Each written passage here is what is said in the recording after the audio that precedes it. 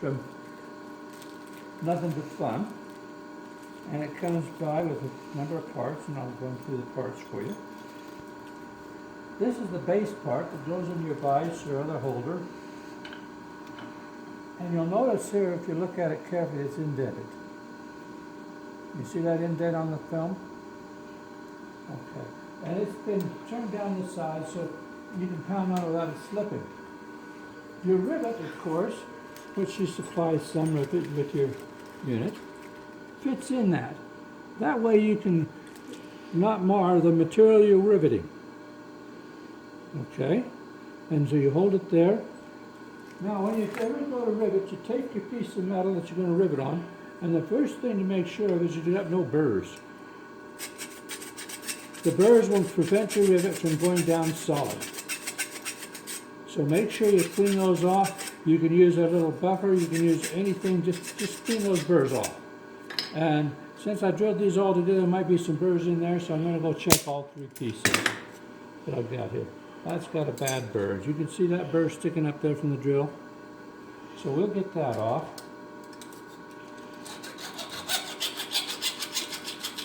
Now if you don't get those burrs off, your rivet will eventually come loose.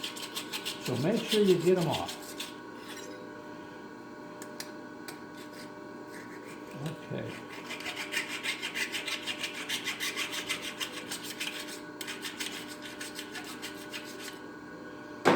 I'm going to take these three pieces, I'm going to rivet them together. We've got our metal here. I slip my rivet through all three holes. Now if you're doing a fender that's got a curve, this raise up will help you a little bit. And you put that through your holes. And the holes might be a little tight, so you're going to have to be a little bit careful here.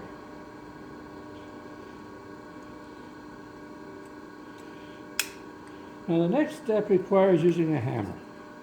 And I strongly suggest that when you use a hammer on this stuff, that you wear safety glasses. Some of these parts have been hardened, and being hardened means that if it's not done exactly right, they can actually brittle and shatter. And that can be very dangerous, so watch yourself. Now the other parts of this rivet set.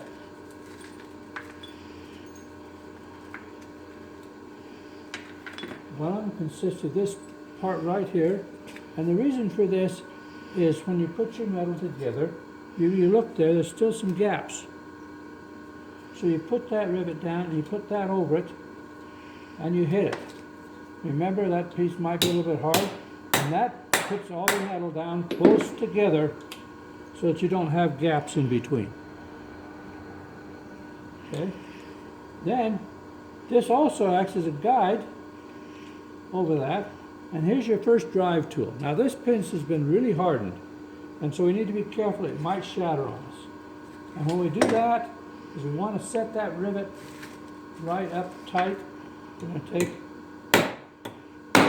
it a couple of times quite hard. Now if we've done it right, the rivet is now locked in there. Okay, then we take, now we can hit the rivet a few times. Bring it down. Use your ball peen hammer. And you can see how I'm starting to form it. Now, it's very possible, because I didn't even measure this, that this rivet might be too long to do the job. Your rivet should stick out about 1.5 times its diameter.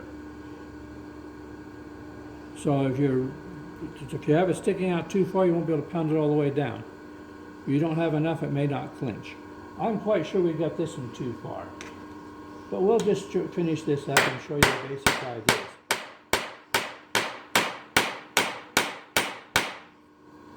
Try to make it round with the end of the ball peen hammer. Now if you've got a big object like a fender, you'll want a helper to hold that fender over this as you work, because otherwise you won't be able to hit things where they need to be hit. And I'm about to hit my thumb, but that's part of the process.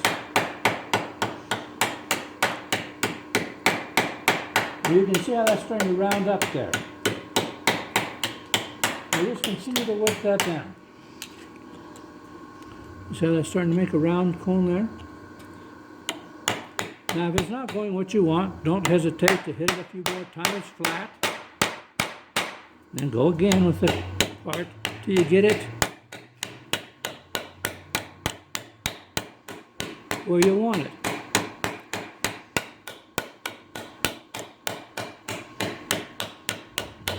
Like I told you, I'm sure that the rivet's a little bit too long. I should have measured it when I first started.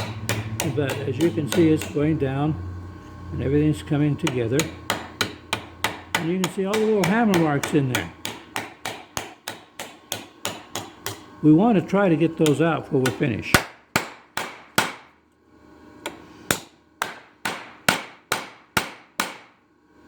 And it's real fun. One thing that happens on any metal, rivets included, the more you hit them, the harder they get. So as you start getting closer to finish, it's going to be harder to move your metal. If that happens, sometimes you just have to start over again.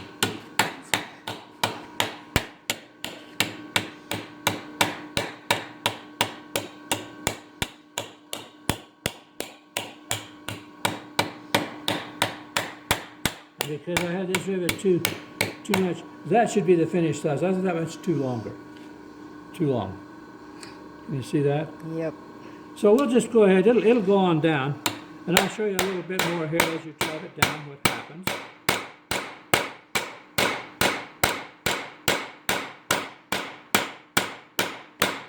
Now, if you look carefully, you can see it's starting to split there.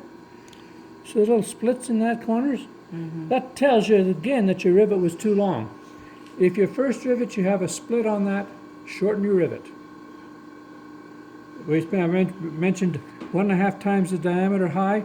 You can be as low as 1.3 times the diameter and still work fine. We'll just bring this down a little bit more.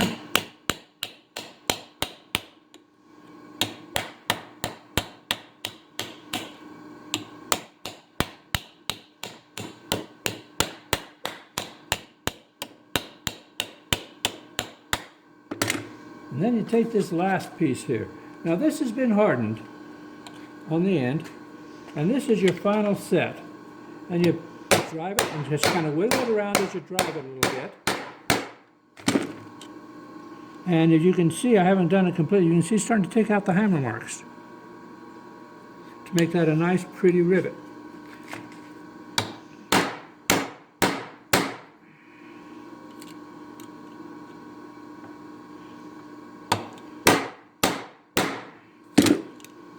That's getting closer.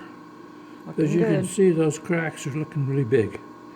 Now that'd have been a nice rivet if I hadn't made it too long.